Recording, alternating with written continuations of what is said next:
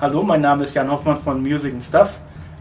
Wir sind heute mit dem Alex und dem Bernhard in den Drum Doping Studios und wollen die beiden heute mal ein bisschen dazu befragen, was sie hier denn so machen mit einem Schlagzeug und vielen Kameras. Ja, stellt euch beide doch mal kurz vor, und was ihr musikalisch oder tontechnisch so bisher gemacht habt. Okay, fangst du an? Ja gut, also ich spiele Schlagzeug, bin der Alex Holzwart und ich mache hier, ich spiele bei Rhapsody of Fire, mit Avantasia gespielt, Edguy, Camelot, Angra, wer noch alles, Blind Guardian, Siege 7 natürlich und ja, leidenschaftlicher Schlagzeuger und wir machen jetzt hier quasi so eine geben Unterricht, machen Livestreams for free und das macht riesig Spaß. Genau, und die Technik? Ganz genau, ich bin der Bernhard Nocker. Ich habe einen tontechnischen Hintergrund und noch einen IT-Hintergrund ja, ich war viel unterwegs als Tontechniker und habe auch immer in eigenen Bands gespielt, schon seit ich denken kann eigentlich. Also ich bin auch Schlagzeuger, ich verstehe alles, was der Alex da so macht und deswegen hat auch der Funke, als er mir von der Idee erzählt hat, sofort übergesprungen und ich habe gesagt, ja, ich habe ein Tonstudio hier in der Münchner Innenstadt, komm halt vorbei, wir bauen das irgendwie um und bauen ein Fernsehstudio draus. Und, also eigentlich stimmt das nicht ganz, wir haben jetzt quasi den Anfang, wir haben darüber gesprochen und ganz viele Ideen ausgearbeitet, aber letztendlich war es dann so, dass ich das Ganze mit diesen Pearl Two-Track-Dingern in meinem Keller im Haus machen wollte, mit diesen elektronischen Two-Track Elektronik-Drums, die Pearl Drums bauen, ePro Live und den Zildjian Gen 16 Becken. Was eine geile Sache ist. Und was total klasse funktionieren würde und dann plötzlich kam so das Hochwasser und der Keller war überschwemmt bei uns. Und dann hat Bernie mir gleich angeboten, hey, dann machen wir das jetzt hier mit dann auch richtigen Drums. Genau. Und das war natürlich eine super Alternative und das konnte ich gar nicht ausschauen. Und jetzt kannst du weiter erzählen. Ja, ganz genau. Wie das entstanden ist, ist schon ein bisschen ein Weg, das stimmt. Wir haben auch einen technischen Werdegang hingelegt hier. Irgendwie, wir wollten zum ersten wollten wir es über Skype lösen und dann ist uns das geht gar nicht mit Latenzen und wie auch immer, Videoqualität. Aber Skype ist natürlich trotzdem total super. Ist auch cool, ganz genau.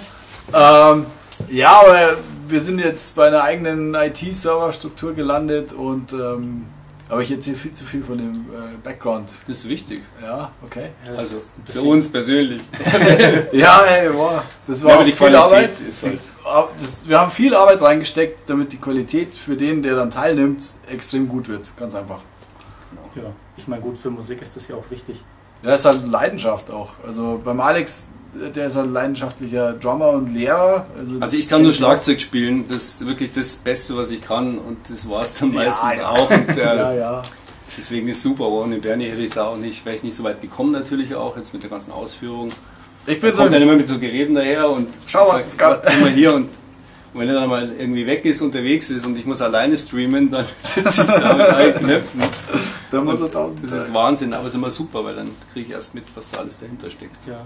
Aber gab es für dich irgendwie so ein auslösendes Ereignis, wo du gesagt hast, ich gebe zwar schon seit längerem in der realen Welt Unterricht, aber es wäre ja eigentlich geil, wenn ich das auch...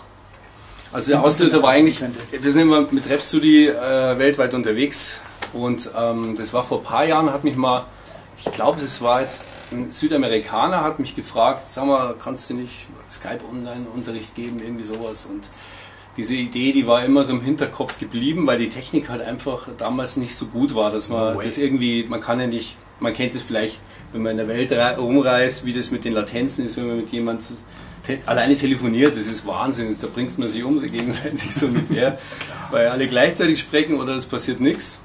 Und das hat sich jetzt so dermaßen weiterentwickelt und wir sind eigentlich jetzt erst in der Lage, das richtig amtlich zu machen, dass das Ganze auch Spaß macht. Ey, vor noch 8 Jahren oder 10, da hättest du wirklich irgendwie zum Bayerischen Rundfunk darüber gehen müssen und hättest irgendwie ein Fernsehstudio mieten müssen und ja, dann halt über Fernsehlink.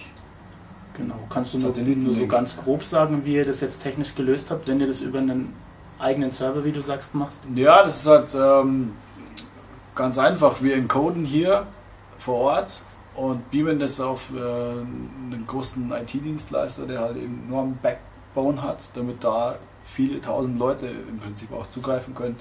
Und die Bandbreite bei dem IT-Dienstleister reicht halt aus, um diesen HD-Content dann zu verteilen entsprechend.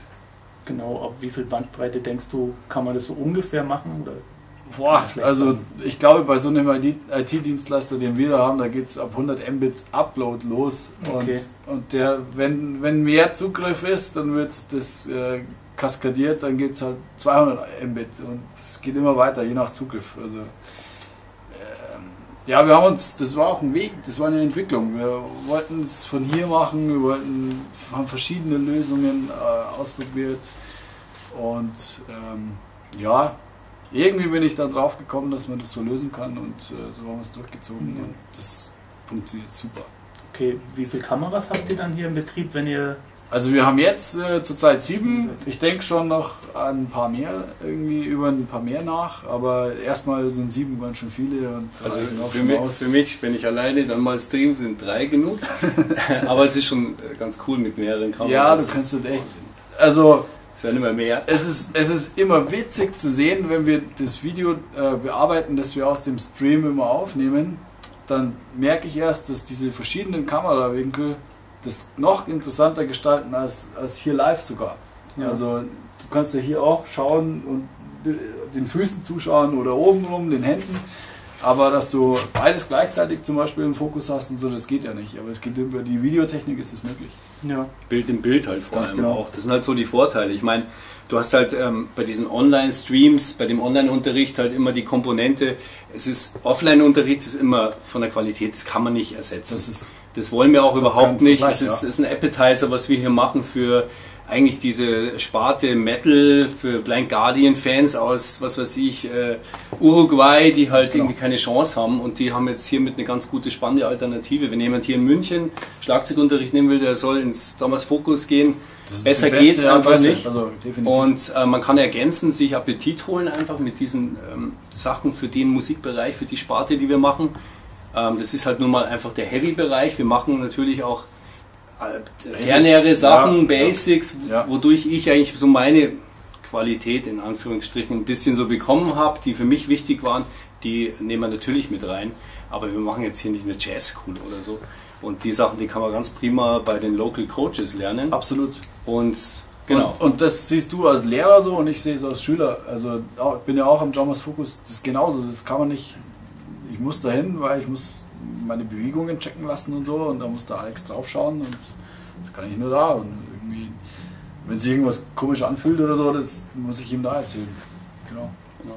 Genau. Und was passiert so in der typischen Streaming-Stunde, die ja ungefähr 20-30 Minuten dauert, soweit ich weiß? Genau, jetzt sind wir bei 30 so. Es kommt immer darauf an, wie die Interaktion läuft. Ganz genau. Und wir haben jetzt keinen starren Lehrplan. Das ist halt auch, wir nehmen uns wirklich die Freiheit raus, wir wollen es anders machen.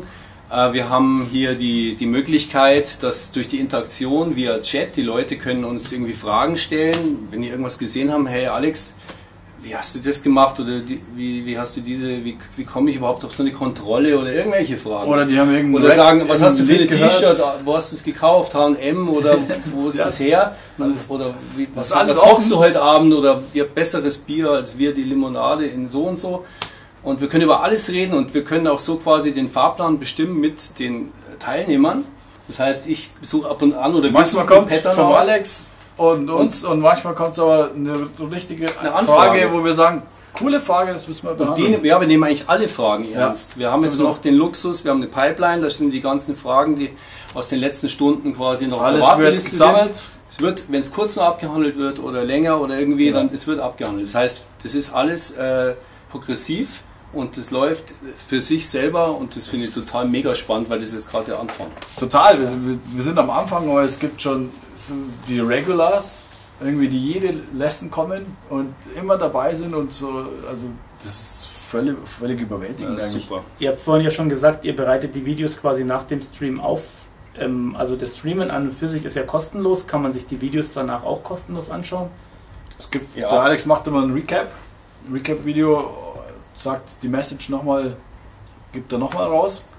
Genau, so die Kernpunkte ein bisschen. Genau. Und dann gibt es halt auch die Möglichkeit, dass man sich wenn man sich jetzt tiefer mit der Lesson beschäftigen möchte oder mit dem Stoff, dann kann man sich den Learning Guide besorgen. Und da haben wir auch die Philosophie jetzt eigentlich, das mit dem Stream ist ja auch, mit dem Livestream eine so eine soziale Geschichte, dass Leute, die auch kein Geld haben oder die Prioritäten woanders gesetzt haben, irgendwie in anderen Ländern und sich was zu essen kaufen müssen, dass die sich einfach das reinziehen können und was lernen können.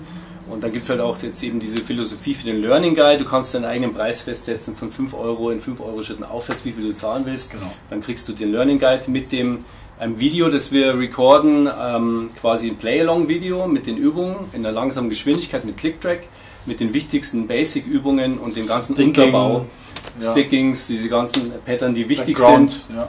Halbierte Pattern und alles Mögliche, damit die Leute quasi einen Unterbau für diesen Stoff, wenn die das interessiert, zum Beispiel Drum Solo, Rhapsody of Fire oder Holy Thunder Force. Was sind die Licks? Wie mache ich das? Two-Handed Ride Patterns mit Double Kick Drumming, die sind einfach so klassifiziert, die Bausteine, und die können sich dann kaufen. Ja. Und die Videos sind halt deswegen ein bisschen gekürzt, weil keiner, glaube ich, guckt sich das sonst wie 1000-mal an. Ganz genau. 30 Minuten. Ja. Und ihr habt jetzt seit ein paar Monaten, macht ihr diesen drumdoping.de Stream. Habt ihr jetzt auch noch andere Sachen für die Zukunft geplant? Weil wenn man hier schon mal so ein Studio hat und sich diese ganzen Streaming-Möglichkeiten aufgebaut hat. Ja, wir haben natürlich schon ein paar Ideen und so. Es ist Wahnsinn. Es wächst. Also es entwickelt sich halt auch. Das ist das Coole daran, dass wir wollten am Anfang, wir waren ja gar nicht uns darüber klar, ob wir wirklich jetzt streamen wollen. Wir haben ja nicht mal gewusst, was für ein Konzept wollen wir jetzt verfolgen.